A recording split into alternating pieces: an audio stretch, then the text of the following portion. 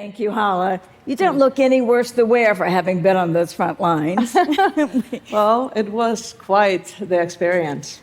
And many times you were there in the important discussions and debates that were going on as the world leaders were grappling to find answers. So help us understand what happened, what didn't, what, in your opinion, were the outcomes of COP26. Thank you, Pat, and hello, everyone. In short, we made progress, but we are not on track to deliver the world we need. And I'm a stubborn optimist, so I want to uplift the ground we took because it was important ground.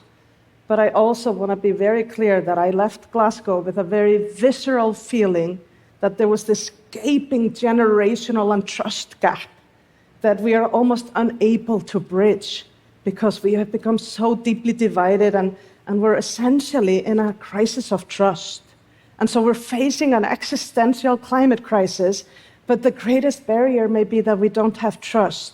And so let me try to give you a few things to feel hopeful for that I do think came out of this COP, because I think it matters for us to spring into action, to have hope. And so what I would like to uplift, number one, is that I think the agenda, the climate agenda, is becoming more holistic than it has been. It's no longer just about reducing greenhouse gas emissions, as important as that is. Nature is on the agenda. And we're at least talking about justice and inclusion. We weren't doing that just a few years ago. Now we need to act on it, but at least we're talking about it. So a more holistic agenda. Second, I believe this COP will be remembered as the COP where business and finance showed up.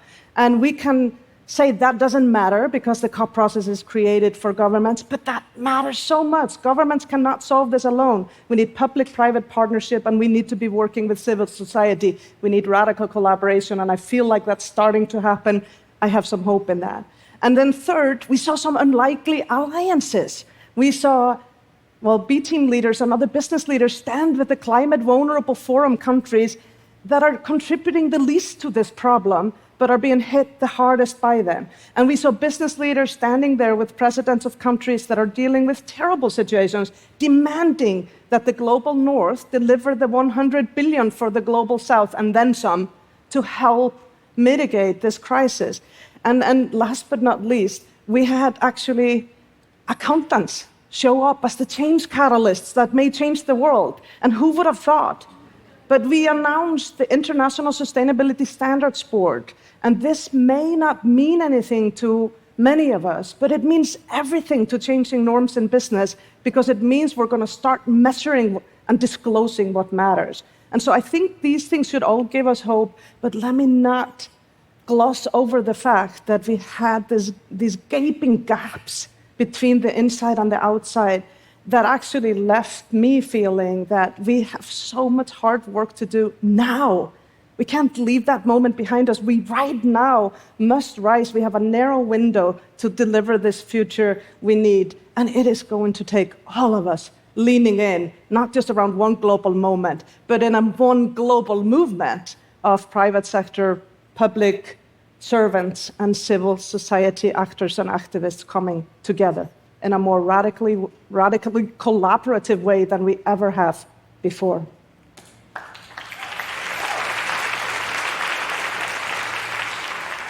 Among the most hopeful outcomes was one you referenced, is that business leaders stepped up. And that was in large part because of the leadership of the B team, who are business leaders committed to becoming more accountable and to creating sustainable business practices, going from being the perpetrators to the problem solvers. So how is that happening? Yeah, well, let me start by saying the B-team leaders are not perfect. None of us honestly are. But they are global leaders from business and civil society who have decided to put humanity at the heart of their leadership compass and do the hard work to meet the climate crisis, the crisis of inequality and the crisis of trust we are facing. And so we're showing up, placing the well-being of people and planet alongside the pursuit of profit. And that is long overdue, but it is fortunately now becoming more of a mainstream agenda than when the B team was founded 7 years ago. And so we've been on this journey for 7, nearly 8 years now, and we've just put out something we call the New Leadership Playbook and 10 Times Bolder podcast, where we are actually sharing the journeys, the stories of transforming businesses to be in service of a better world, and going deep in the conversations of why we do that as human beings, and actually sharing the questions we should be asking now, because this is not a moment where we have all the answers, but we know we need to be asking the hard questions, and sharing some of the resources that can help businesses and leaders who want to go on this journey, because the window is now and we need everyone to join us. And more importantly, while in COP, we put out a statement where we put out our assessment of what was going on in Glasgow, and we promised to convene a global dialogue of multiple stakeholders in 2022. It could be dialogues, we are yet to design it, but really bring people together across these deep divides, because there is no way from here to where we want to go, a future where we can love where we live, by going it alone anymore. It's going to take radical collaboration, and we can't love where we live unless we keep the world on track for 1.5 degree warming above pre-industrial levels, unless we bring nature into the solutions and start reversing or halting first and then reversing nature laws, and unless we start making this about a just and inclusive transition for all of humanity.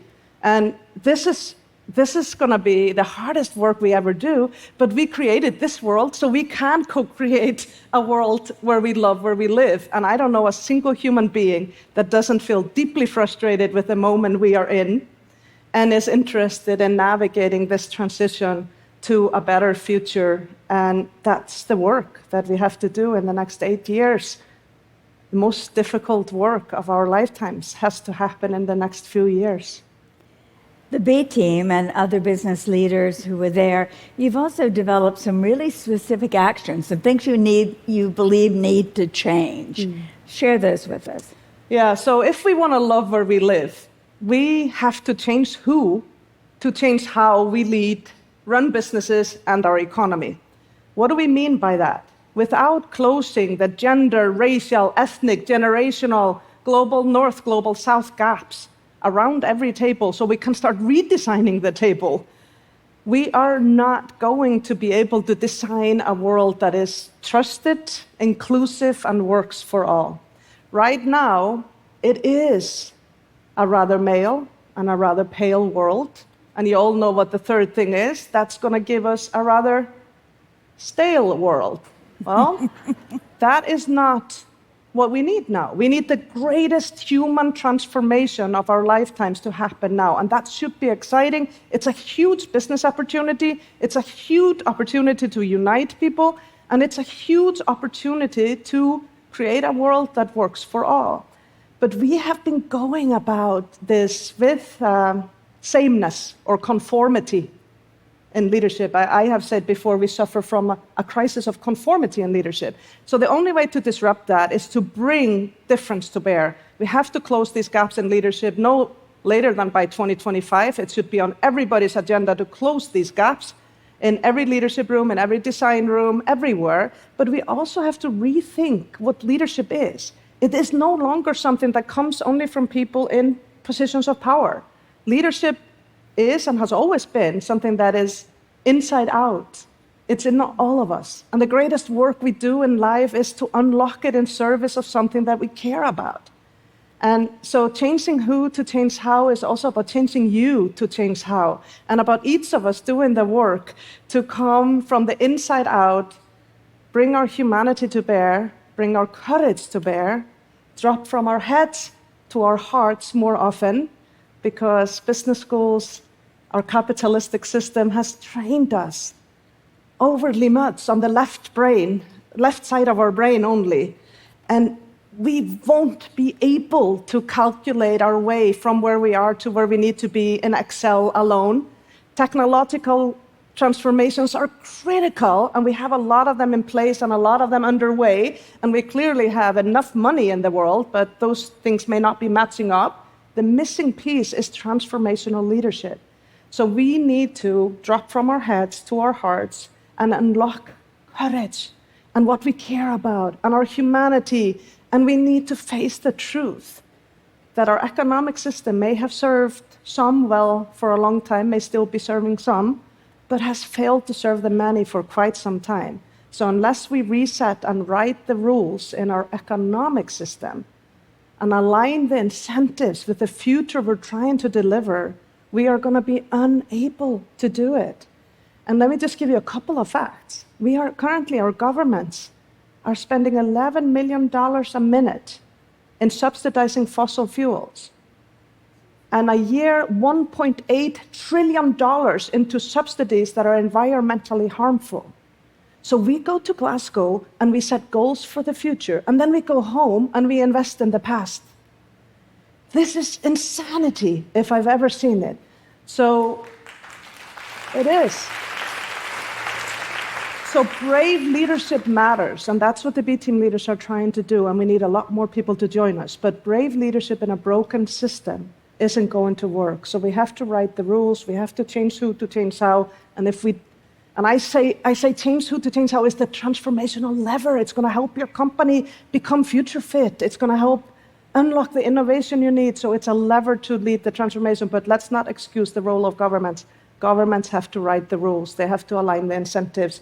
They have to require business to measure what matters.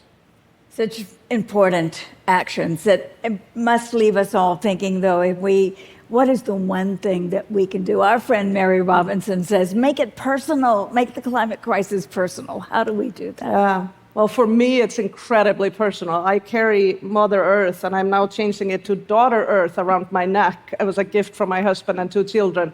But as a CEO of the B Team, as a mom, I care deeply about this. I care so much about it that I even ran for president at some point. And so, I'm just a little girl from Iceland who just thinks that what I care about matters and that I can unlock my authentic voice and values in service of a better future. So can all of us in here. So bearing that maybe not all of you will want to run for president, you have, but I hope many of you will really think about it because it's one of the best things I've ever done, yet the hardest. I think the first thing I would advise all of you to do is to drop from your head to your heart and really craft your own compass and let your leadership align with that. And then use your voice, your vote, and your wallets according to that moral compass. Because as human beings, we know truth from fake news. We know the work we need to do. So moral compass, and then use your voice. It's the most powerful tool we have. Use your votes and help everybody else have the opportunity to use that. And use your vote with your feet. So work for companies and do business with companies that actually are aligned with your compass. And then use your wallets and ask questions when you're spending money, when you're investing money, when you're choosing a bank. You have so much power, but make sure whatever you choose to do, that you don't underestimate that the most powerful lever around to drive the transformation right now is collective power of employees. And they are really making their voice and votes matter now. And power has shifted. Emerging power has more power now. So wherever you are, mobilize, bring people together, put pressure on politicians, put pressure on CEOs. It's actually few actors that can really change this, but many actors can help them see that time is out and time for courageous and brave leadership is now. Demand it. Thank you for your leadership, Halla. Use your vote, your wallet, your voice. Thank you.